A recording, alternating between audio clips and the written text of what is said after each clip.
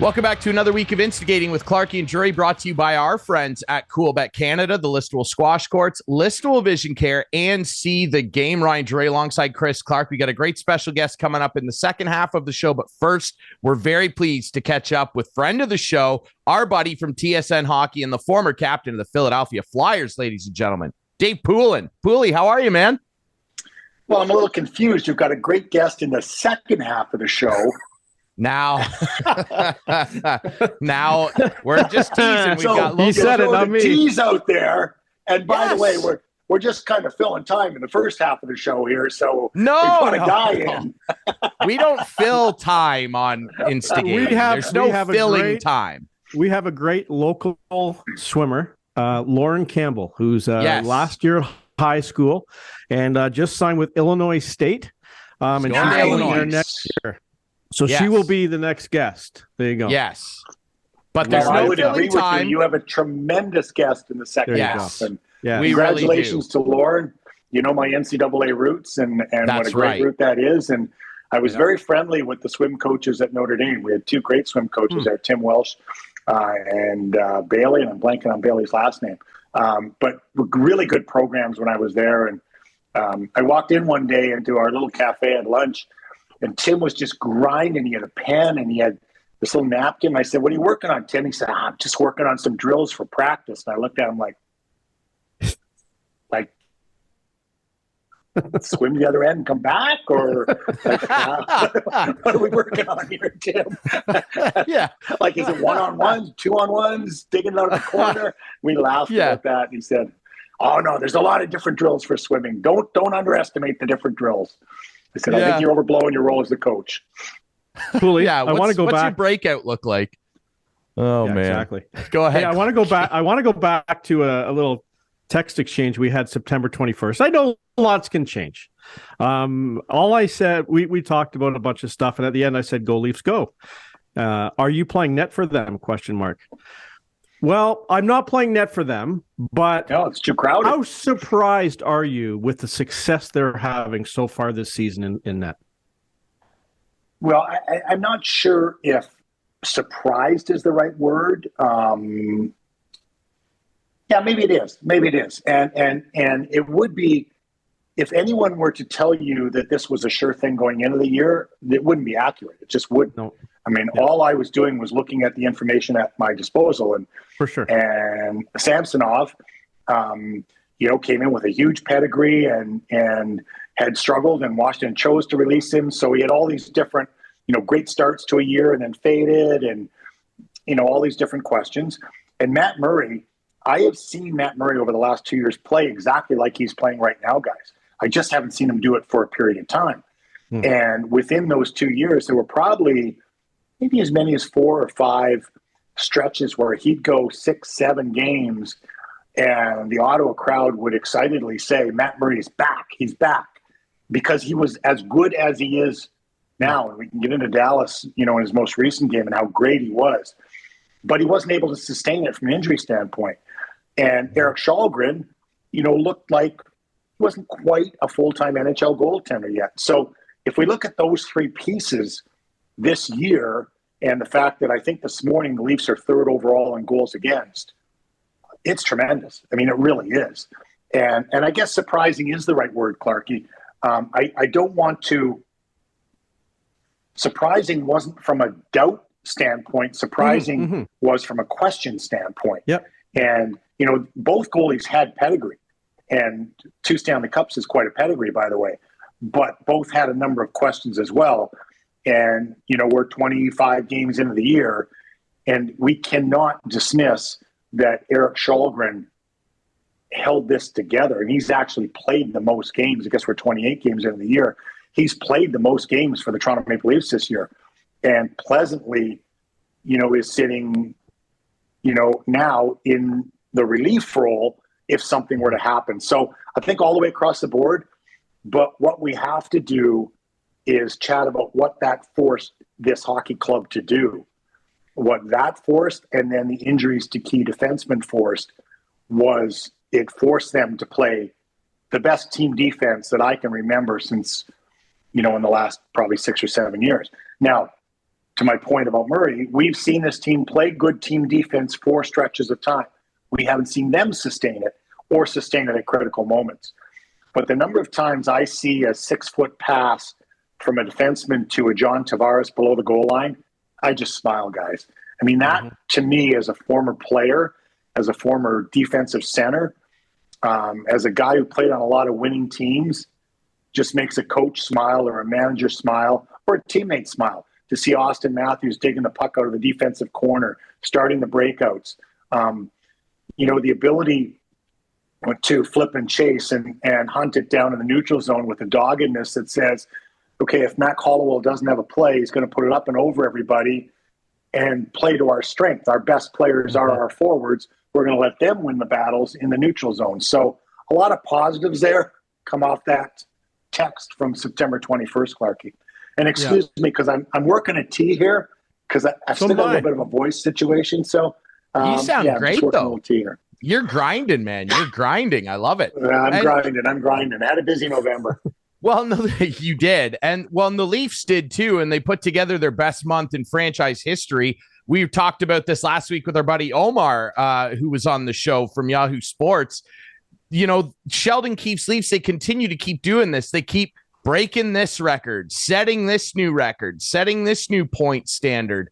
And one thing that's been positive outside of the obvious good story with the goaltending, Pooley, is how well they are playing as a team.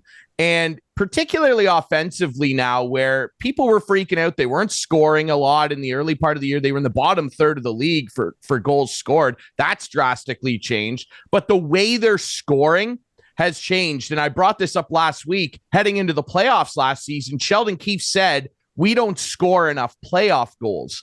Well, this year, they're not just scoring off the rush. They're not just scoring with backdoor plays on the power play. They're getting into the gritty areas and scoring some nasty ones.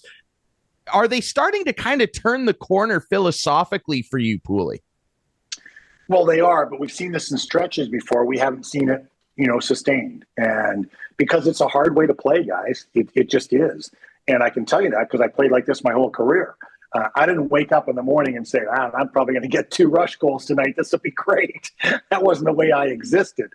And it is a different style. I think they've changed out effectively some of the bottom 6 to suit their style a little bit more.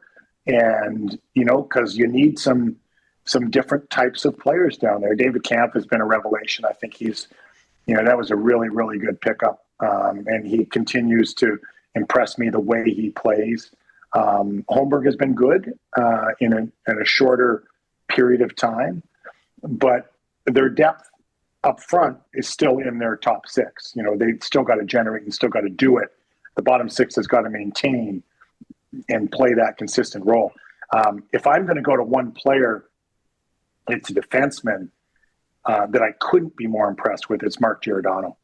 Mm-hmm. And guys, we know he won his Norris later in his career and well documented, coming the way he came in the league and late. And I was a late comer to the NHL as well. But, I retired at 37 and I was done physically. And I played for 13 seasons and I got a lot out of what I had, but I was done. And I can't imagine what he is absorbing at 39 years old. He looks tremendous. He's doing the simple things very well.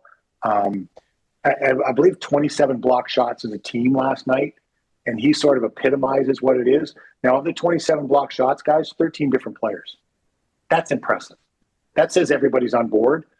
But the contagiousness of watching a Mark Giordano play, if you're a teammate, if that guy's out there selling it and he's doing it on an every night basis, the leadership aspect of that is it gives you no choice. How do you sit beside that guy in the locker room and watch what he's doing and not replicate it?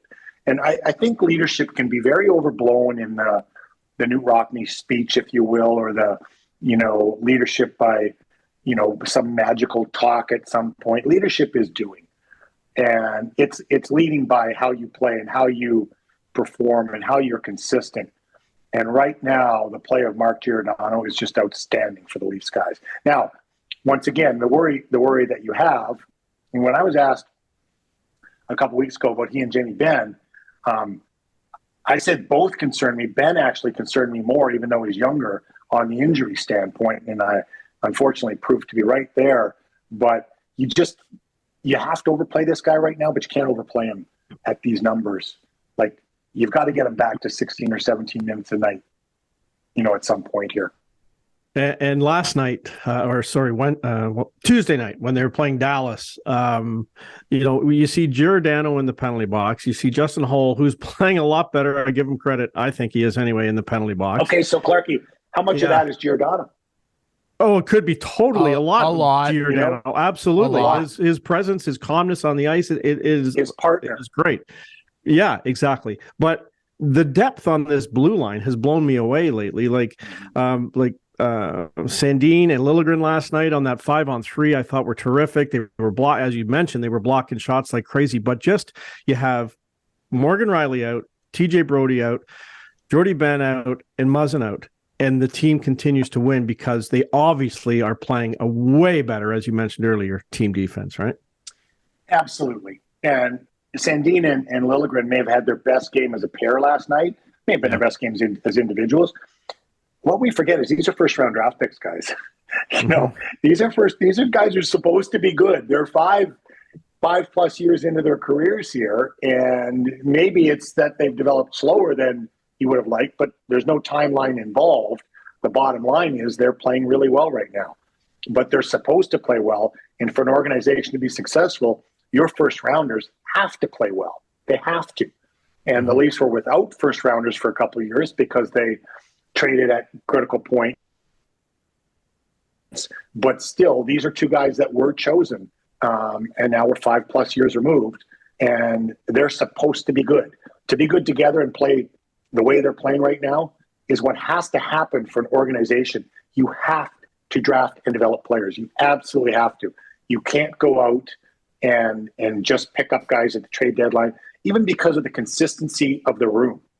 And that's where a Tampa Bay, if you look at their model guys and you look at a Perbex or, a defenseman show up for them, like, where did this guy come from?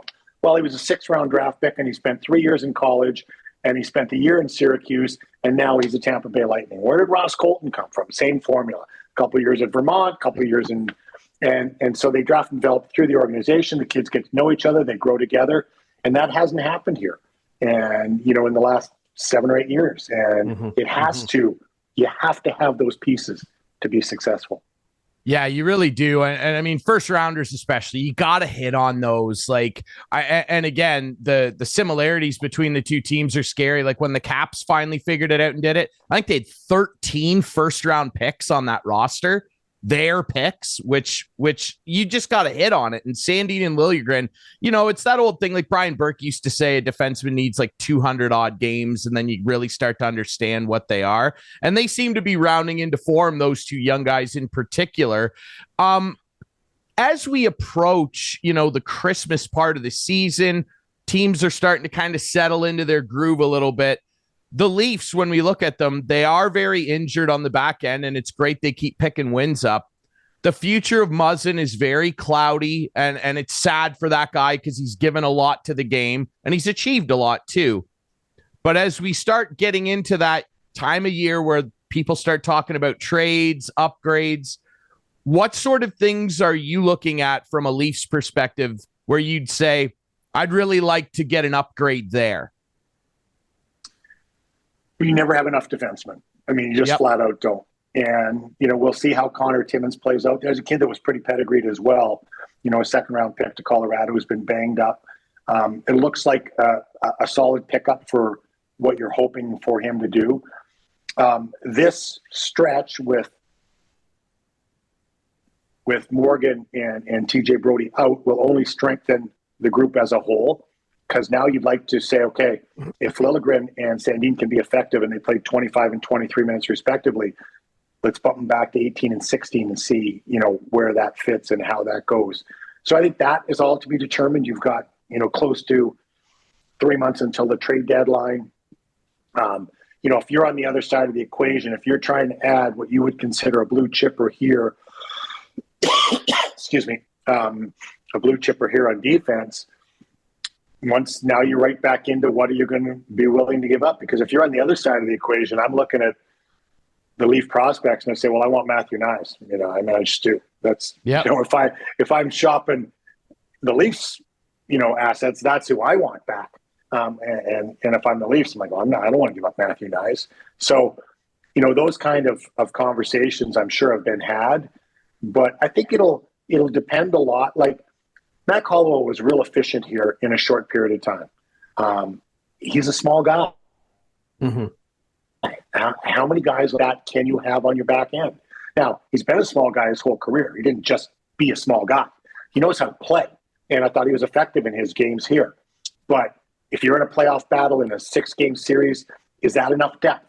If one of your key guys goes down, is it enough depth to call a guy in to a playoff series and you're playing a rugged team, a bigger team, maybe a Tampa Bay, who's got a pretty big group of forwards, Pat Maroonish, guys bearing down on you, or Corey Perry, whomever it may be in the third and fourth lines. So those are the questions you're asking, but having a chance to audition them during the year, having an audition. One thing I like about Timmins is he's a little bit bigger. He's 6'2", 210 pounds. And you've got to add some size back there because neither Liljegren or Sandin's a big guy. Liljegren's a little bit bigger, but those aren't big guys. And if you're playing a team that's going to get into net front playoff battles, then do you have the right mix available? Yeah, it's definitely a tough thing for them to sort out, but I'm sure that with everything at stake this year, no deal next year, I think Dubas, not that I don't think he won't, I just think that he almost has to do something this year where he goes, we're going to make some sort of a significant addition, and it doesn't have to be a superstar, number 2D or something like that, but I think he's going to get the shovel out and do a little bit more heavy lifting than maybe years past, because this is a big, big critical year for not just himself, but a lot of those players too. It's just the way it is. Clarkey, go ahead. I know you got something to add. Well, just a quick thing on Matthews and Marner. Obviously, Mr. Fancy Pants Mitch Marner is really ripping it up right now with his point streak. If those two guys could avoid playing 3-on-3, they would be amazing. But Matthews isn't scoring at the clip that he was last year, let's be honest. But he really looks like he is more of a team player this year. He seems genuinely thrilled every time a teammate does something great. Do you think this is a changing year for him philosophically, where it's like, I want team first? And I'm not saying he didn't before, but he seems to be definitely putting his own stats and goals to the side and making sure the team wins. At least from my point of view. I wouldn't say he didn't before Clarkey. I would say he didn't know what that meant. Right. And it's only like when you've been the best player your whole life and you've had the puck your whole life and you've scored goals your whole life, how do you know what the rest of it is? How do you know what the equation is? I'll liken back to, we brought a kid into Washington. It might have been my last year there, or first year there. I only played 2. Jason Allison.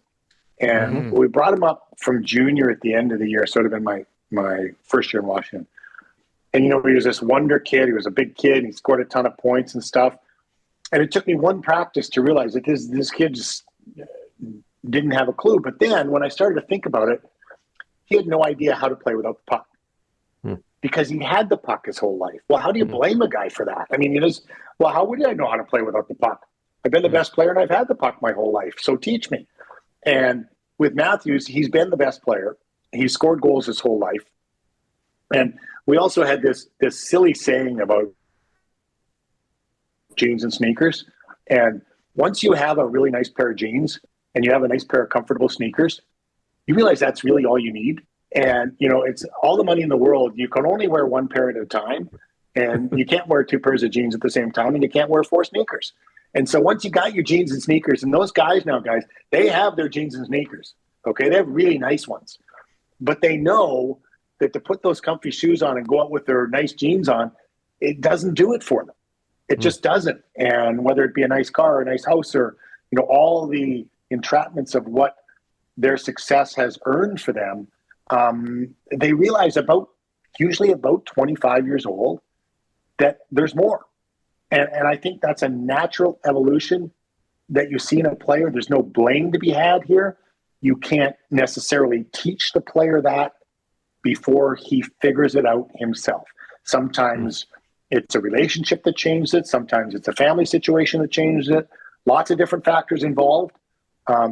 But you both smiled when I gave you the jeans and sneakers philosophy, because it's kind of true. Like it is. Oh, yeah. Right? It absolutely is. It's, hey, I got a good pair of jeans on right now, man. I tell you, yeah, it really is all you need. And I agree. Yeah, like it's one of those things where, and we still see it today, where there are guys that come up from junior especially, and they're the big cat in town. They score 40 or 50. They're the big star on their junior team. And then they get up to the NHL and guys are ready to run you over all over the ice. And you can't toe drag everybody and score top shelf. You're facing the best goalies, the best defenders. There are a lot of guys, a lot of countless examples of guys that scored 50 in junior that either couldn't hack it in the NHL or just turned into, your kind of third line grinder, because it's just such a different game. I don't know that a lot of people necessarily have the respect for that. On that note, so what's Nick Robertson going to be, Ryan? I think Nick Robertson still has an opportunity to be a solid second line player. I don't think that he necessarily has the game to be a first line guy, your go-to guy. But if he can slide in and become a 25 goal scorer and be, the trigger man on a second power play unit and use his speed, because he's not a big guy, but use his speed in the right way, I still think that he has that type of ceiling where if he's not a 20, 25 goal scorer, I think in his case, that would maybe be considered a failure, because he played well in the AHL too, right? Like this is the last egg for him to crack. That's just my opinion. And hey, I watched him a lot in the OHL, and there were still signs that he kind of knows the game. He's not just a sniper. He knows the game. He knows how to play, and Sheldon will work with him. On the note of, the game changing a lot, Poulin, and this is driving me nuts. And I know, your colleagues, the Overdrive boys, they were losing it about this the other day. The physicality, it seems every time somebody lays a big hit, it's this huge controversy. And of course, we're talking specifically that Trouba hit the other day on Athanasiou. He had some very pointed comments for Jacob Trouba. Darlene had a nice big hit the other day. Like every time this happens, it seems like it's this big outrage. You played in a pretty rough era, and you were a rough guy. You played the game hard. You were the captain of the Philadelphia Flyers, for God's sake. Like, it doesn't get harder than that. What's your opinion on this? Because I know the game inevitably changes. The fighting has dropped way down. But every time, like, those are all nice, hard hits. The Luke Shen one the other night on Slavkovsky. I agree with O-Dog. I can't believe that was a penalty. That's such a joke. Every single time a nice big hit gets laid, it's somehow this big controversy. I don't like it. What's your opinion of this? I don't like it at all. I think hitting should be a part of the game, and body contact is allowed in the game. Now, there are teams, Ryan, that don't hit.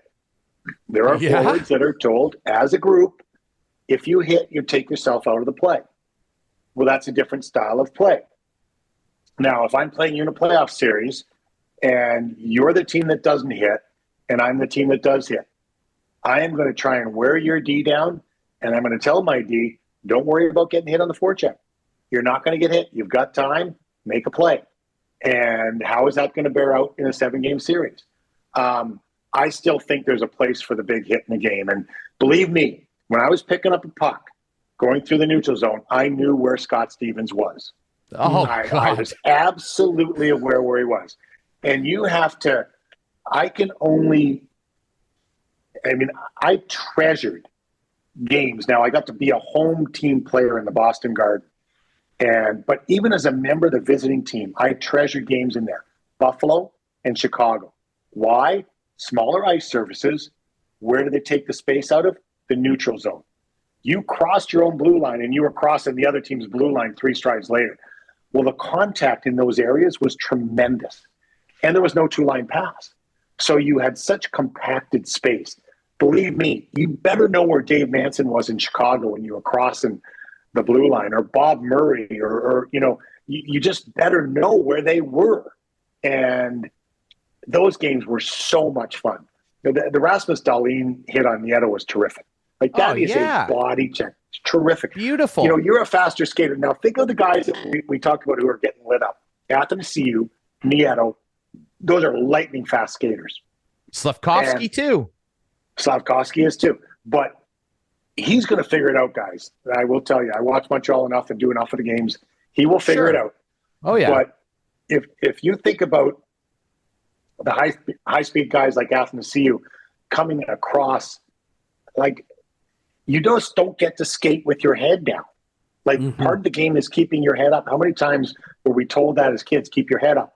Know what your surroundings are. He had his head buried on that play. They seem to think they can now, though, Poulin. Like they said on Overdrive, like they think that they're safe in every part of the ice rink. And I just don't like it. And then they get lit up and they turn around and they look at the referee. Where's my penalty? Like, get up.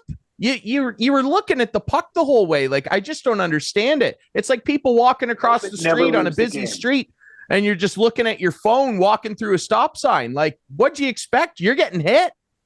I like it. And I think that I hope hitting never leaves the game. I think fighting will organically leave the game. Fighting will leave the game organically. It just will. It's less and less, and it will. But hitting can't. And, you know, I had a huge adjustment when I went to Europe to play because at that point you weren't allowed to hit in the offensive zone. So you couldn't hit on the forecheck. And I had a lot of penalty minutes in my 1 year in Sweden because I loved to hit on the forecheck. It was sneaky. It was great. You would use your speed and you could separate someone from the puck. But if you're a defender, and I'm talking about teams that don't hit as a philosophy, man, I'd love to play against them in a playoff series, knowing you're not going to get hit at all on the forecheck. What a luxury. Final one from you. On that note, I wonder what you think of this thought, really, that I was thinking about on my drive home last night.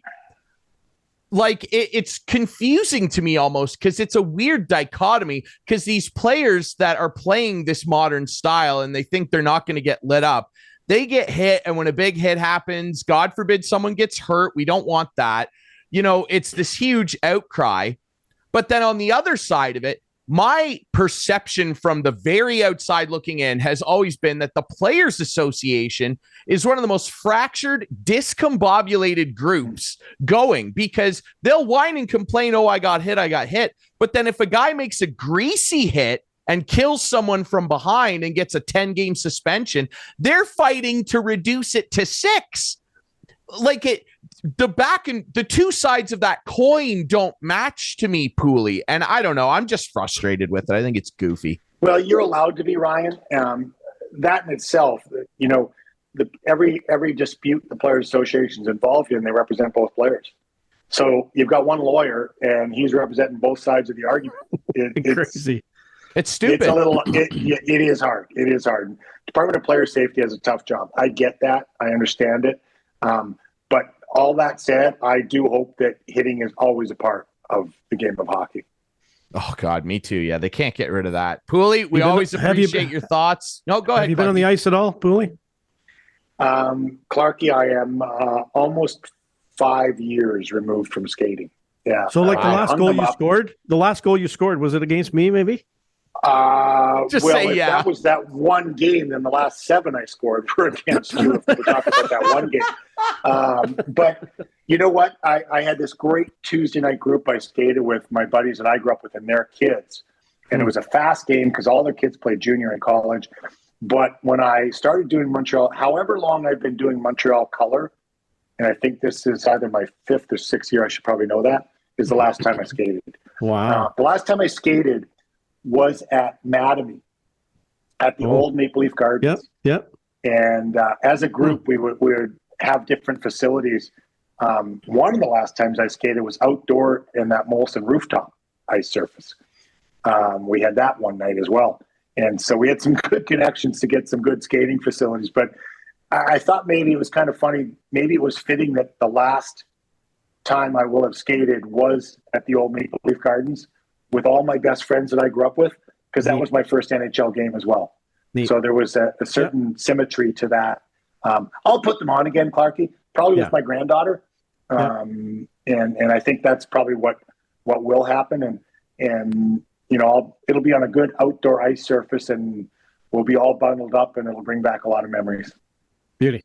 Good stuff, man. Well, your skates might not be sharp right now, but you're as sharp as ever, Poulin. We love having you on the show. It's great to catch up. I'm glad you're well. Thanks for doing this, bud.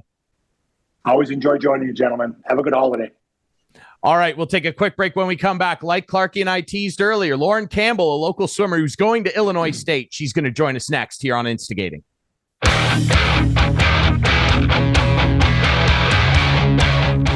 Welcome back to Instigating with Clarkey and Drury. We're very pleased to be joined by a great special guest, a local swimmer from the area, Lauren Campbell, who's a London native and is going to be going to Illinois State. Lauren, how are you? I'm pretty good. How are you? We're doing great. Now, obviously, I think, Clarkey, correct me if I'm wrong, this is the first time that we've had a swimmer on. I believe it is. Is that absolutely? Yeah, it's.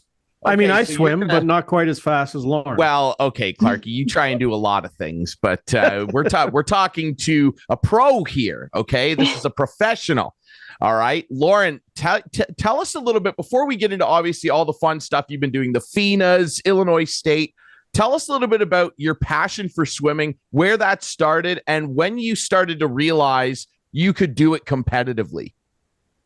Yeah, so I guess my passion for swimming has always been in my blood. My parents, or my mom and my uncle, were swimmers. I always just liked swimming, whether I was at someone else's pool or at my aunt's cottage. Really anywhere I can be in water, I was always in water. That's where you'd find me. I guess where it all started was actually when I was doing swimming lessons. My swim lessons instructor, she realized that I had a great talent for swimming, and she even knew it back then when I started to do my lessons. And I was just moving up in levels, and it got to a point where I was too young to understand the CPR piece, and she recommended this club in Vanastra. So my parents were like, you know what, we'll try this. And I was like, yeah, I think this would be actually really cool. So then I went to Vanastra, the Hurricanes, and I tried out a full year there. They are a full year swim team. And I loved it. I did really well. I made regionals there. I qualified for festivals there. And, I realized that I wanted to do this competitively, because Vanastra was only swimming twice a week. And I was like, you know what? If I'm going so fast, only swimming twice a week, I could be a pretty good swimmer. I was like, you know what? This could be a pretty good passion for me. And so we looked into other clubs, and we found out London Aquatic Club was a thing. And I went and tried out there, and that's where it all started. How often do you swim now?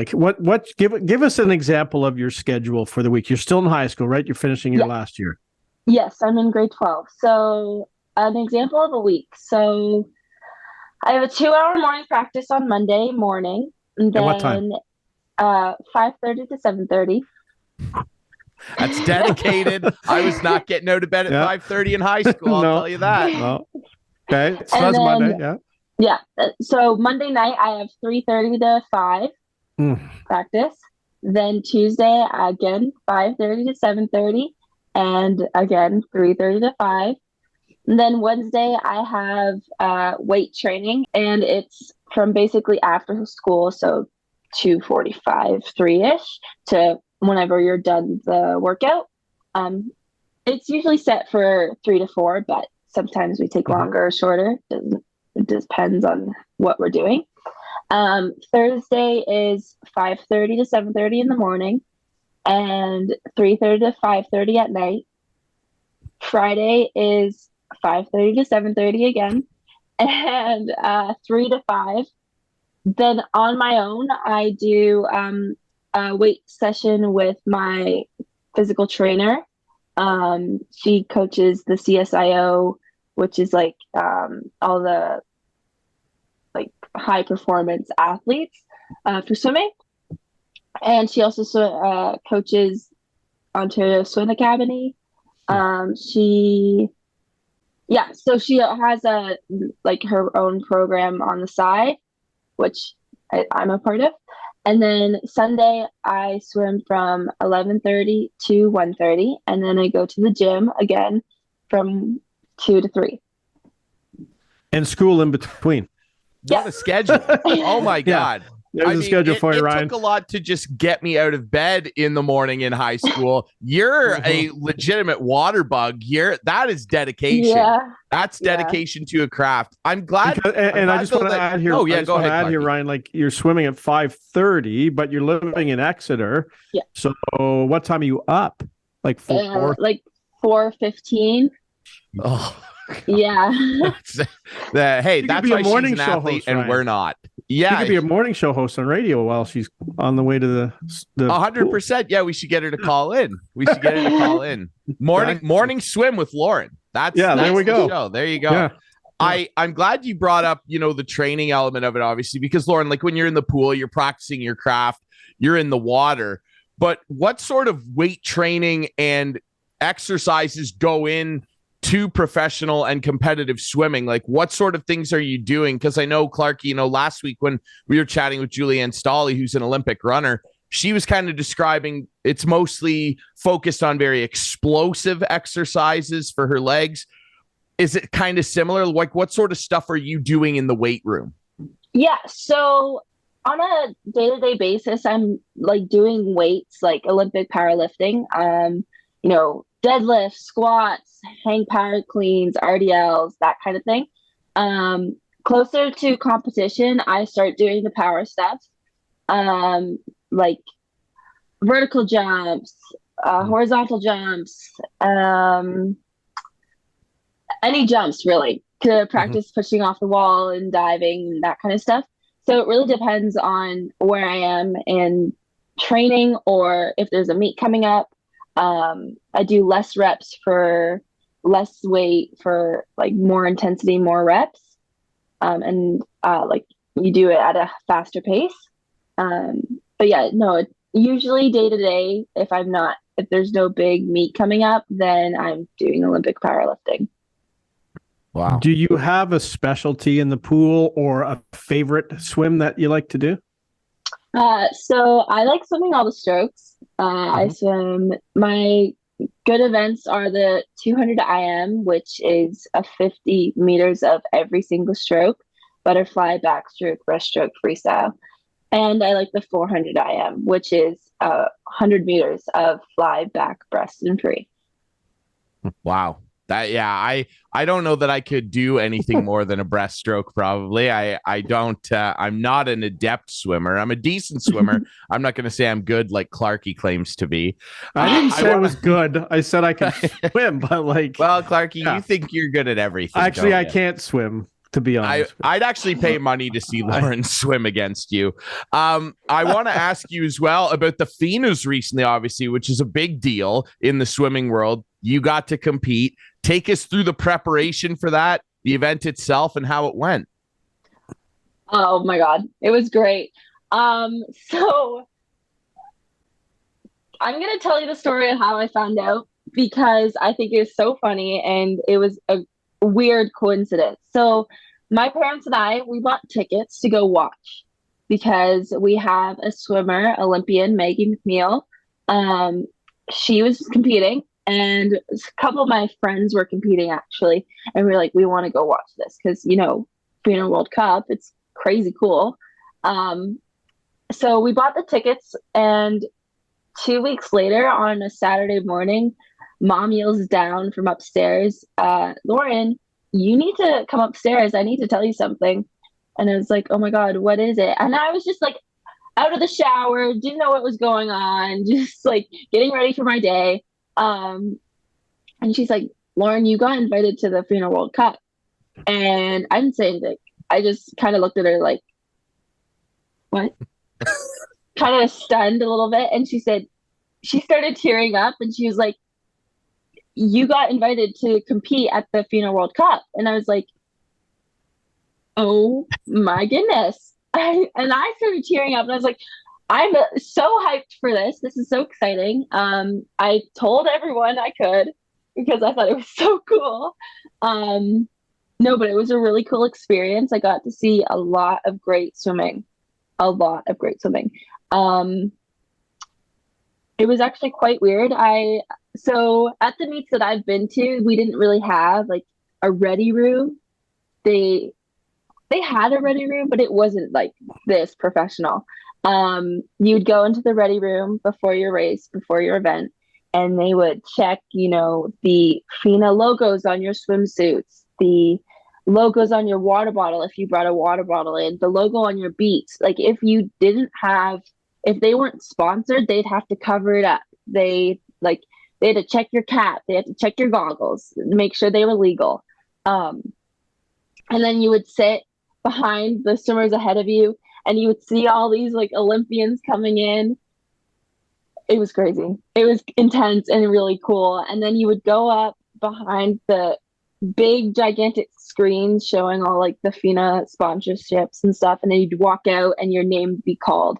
And just the excitement from that, I think, was a pretty cool experience for me. I mean, even just being invited was surreal, I think. But no, it was an amazing experience.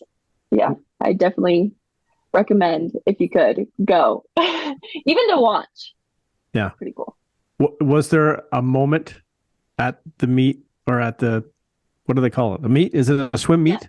Yeah. Meet. Was there a moment that you'll never forget?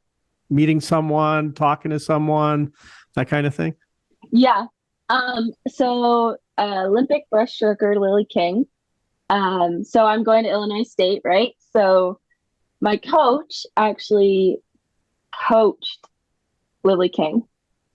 And so I was like, I need to say something. I need to say hi. I need to introduce myself. And my coach was like, you need to say hi. She's so nice. Tell her I say hi. So Saturday night, I walked up to her at finals and I'm like, you're Lily King, right? And she's like, yes, I am. And I was like, do you know Caitlin Hamilton, which is my head coach? And she's like, oh my God, yeah, she used to coach me. And she's like, yeah, she was telling me I needed to say hi because I'm going to Illinois State. And she was like, oh my God, my mom used to swim for Illinois State. And I was like, that's so crazy. And then I said, oh my God, good luck. And text my coach and was like, oh my God, I said hi to Lily King. She says hi. She says she misses you. Anyway. That's but yeah, cool. It was pretty cool. Very cool. Now, that was very similar to Clarkey's reaction when he first met me. It was, yeah, absolutely. Go ahead, Clarkey. No, I was just going to say, like on the surface, you would look, and I'm sort of talking to Ryan here, at swimming like, oh, that's a cheap sport, right? You got to buy a bathing cap, you got to buy some goggles and a swimsuit, right? What else do you need? Nothing, really. But Lauren, how much does a typical swimsuit cost? So a typical race suit costs anywhere from $600 to $800. And how often can you wear that? I usually get, maybe if I'm lucky, 10 races out of it. Wow. Yeah, it's crazy. They're really hard to get into too. So you're sacrificing the skin on your knuckles, trying to get into them. So, how long does it take you? So some of them, it takes me, a good 10 minutes. Others take me 20, 30, depending on how new they are and what size they are. Yeah. And I don't want to scare people away from learning how to swim because you don't have to. And you get to Lauren's level, and that's what you're looking at, though. And it blew me away when I found that out. So it was like, that's interesting. It's a lot of dedication for sure. What are the specialized suits for competition, Lauren? I don't know if you know, like they're made of like a weird material, right? What are they made out of? That's I have no idea, but it's actually really cool when you dive in the water and you get out, water just like falls off. You're not soaked. Right. Like your skin's soaked, obviously, but your suit, like you're not wet underneath your suit. It's odd. It's very weird. Huh. Yeah. Well, yeah. Technology, I mean, obviously right? They're designing them at a high level. That's pretty intense. Let's talk about, we've referenced it a couple times now, but it's very exciting for you. And this is so big. Congrats. Illinois State. She's going D1, Clarkey. This is really incredible. Tell us how this all fell together, because to go and swim at a school like that, that's really, really impressive stuff. Like, you're on the fast track to some big things. Tell us about it, how you're feeling, how it all came together. Yeah, so I'm extremely excited. If you can't tell, I'm already decked out. Yes. But how it all started, I kind of knew since grade 9 I wanted to go to university in the States. Didn't know how it was going to happen. Totally like oblivious to the recruiting process, didn't know anything about going to the States, but I was like, I'm going. And so, we talked to some families higher up, like, and who had children older and who talked to, U.S. schools and stuff. And they recommended this NCAA, or no, NCSA, not NCAA. NCAA is the swimming athletic association for schools. Anyway, NCSA is a recruiting app that you basically get a recruiting coach. You have calls with them, and they, walk you through what it's like to talk to a coach, how to email coaches. They teach you all these new skills, how to, hold a conversation, how to boast about yourself, like how to brag about yourself, because I didn't know how to talk about myself. I didn't know how to be like, oh yeah, like I didn't know what was right or wrong. Like, I didn't want to seem like I was coming off as this like ego-based, like, oh yeah, I'm so good, that kind of thing. So that's definitely something that I worked on. And then, I partnered with ACC, which is another company who reaches out to schools for you, schools that they think that you may be interested in based on what you're looking for. And, they have personal connections depending on who you're working with. And they're like, yeah, I think they may be a great fit. So they reached out to a whole bunch of schools. And on June 15th of my grade 10 year, I got many emails. I was not expecting many emails. I was lucky to get one. I ended up getting a whole bunch of emails, and throughout the recruiting process, I think I had at least 30 conversations, like either between like back and forth conversations, not just one email, back and forth conversations with at least 30 schools. Wow. And the recruiting process, even if you don't end up going to a US school, I think that process really grew my communication skills. Like, before I was kind of this like shy, didn't know how to talk to adults person.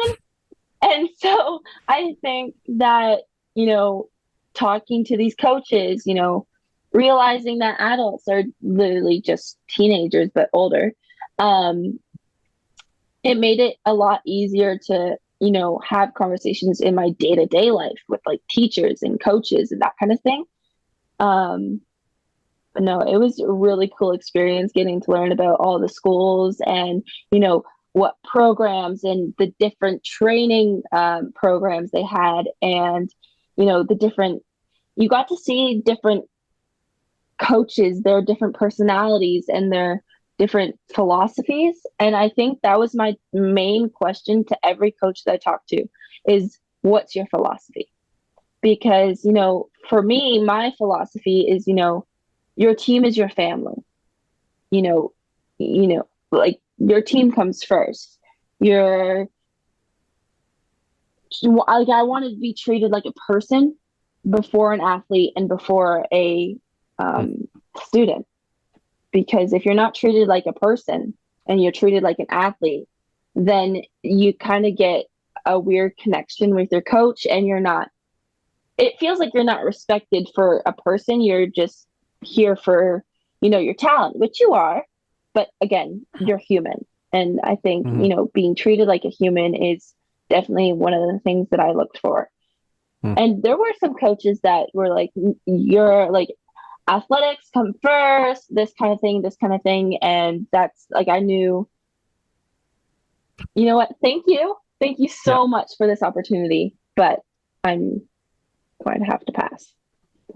Well, when not many schools are coming after you, you can kind of make that decision. Obviously, you got a good head on your shoulders, obviously, which is great. Go ahead, Clarkey. I was going to ask, did you go on any visits to schools to before you finally determined? And so you went to Illinois State. Did you go anywhere else? Like, did you have a top three? Yeah. So my first official visit was to Purdue University. Amazing. Really big campus. We walked everywhere, and I was wearing Vans, and wrong decision. By the end, I was like slowly almost crawling to the hotel bed because my feet were just in pain. But no, beautiful campus, amazing coaches, amazing swim team. I just think, I needed to keep looking. I wasn't going to make my first decision right off the bat because, you have that gut feeling. I didn't have that gut feeling when I went there. So I kept looking, and my second official visit was at Illinois State. I fell in love right away. It was actually, they were like, it was really cold and rainy, and they're like, we don't usually have this weather. And I was like, oh, it's just the Canadian in me. We're just bringing it to you.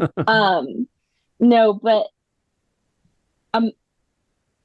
out of world experience, amazing. I fell in love right away, got connected with the coach right away, connected with the swimmers right away, even connected with the academic advisor right away, which was really cool. Fell in love with the program that I was looking into. Overall was my favorite experience ever. And then I also went on an unofficial visit to Indiana State on the same trip, kind of, because, very close. And so I went there again, amazing campus, but nothing really compared to Illinois. When you know kind of thing. And everyone kept telling me that. And I was like, okay, yeah, I guess. But then I didn't realize how much when you know. And then my last visit was an official visit to Florida, which was great. Just had to go to Florida. Yeah, mix it in. Why not? Yeah. No, weather was great. Campus is beautiful, but again, still didn't compare to Illinois. Nice. That's incredible. Well, congratulations. Obviously, it's a huge accomplishment for you. You got two fans now. We're going to be paying attention to what you're up to now. This is really incredible stuff. And it's great that someone from our area is achieving these things. And you seem like an achiever for sure. Unlike Clarkey and I, you seem like an achiever. And I know that you said that your goal was to go to college in the States. You've done that. You're going. What's your next goal? I have some pretty big goals, I guess. My goal since I started swimming is Olympics. Definitely Olympics. But being an NCAA champion, setting some club records for my team. Actually, my coach gave me this card, and it included some of their top records for the events that I had. And so now that's posted on my wall. So I'm focusing on it. But no, I think my another good goal, it's not about times or anything, but it's to enjoy this process and this opportunity that I get, because I've heard so many great things, and I've learned about the great things, and I've been I've experienced the great things that come with going to college or university in the States. And so I think, just enjoying and making the best out of my 4 or 5 years there at Illinois is one of my top goals too. I love it. It's incredible. I think you're going to do big things. You already have. Again, you're a friend of the show now. We're going to have to catch up with you when you go down there, obviously. Congratulations, Lauren. This is really, really cool. Thank you so much. And thanks so much for doing this. Yeah, of course. No, I was so excited when Chris asked. So excited. I had a few questions, but I was really excited. That's perfect. Good stuff. All right. Like I said, again, congrats, and we're going to be paying attention to you. Thank you. Yes, thank you so much for having me. All right, we'll take a quick break. We'll be back with more here on Instigating.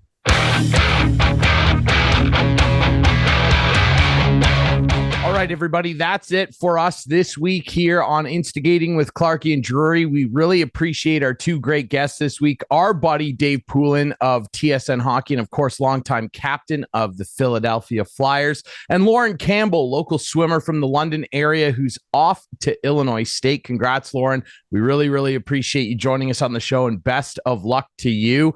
Obviously, we're going to have a couple more shows leading into the holiday break, and then we're going to play a couple best of shows. We're still kind of picking and choosing which ones we want to re-air for a couple weeks as we take a much deserved holiday, particularly producer Adam putting us on the air every week. And remember, you can watch the show every Friday night at 8, Sunday night at 9 with our friends on Whiteman TV. That's channel 6 for Whiteman subscribers. You can follow us on social media at Instigating Pod and find us on our YouTube channel, Friday nights debuting at 9 o'clock. We really appreciate everybody listening to and watching Instigating with Clarkey and Drury. We'll be back next week with more.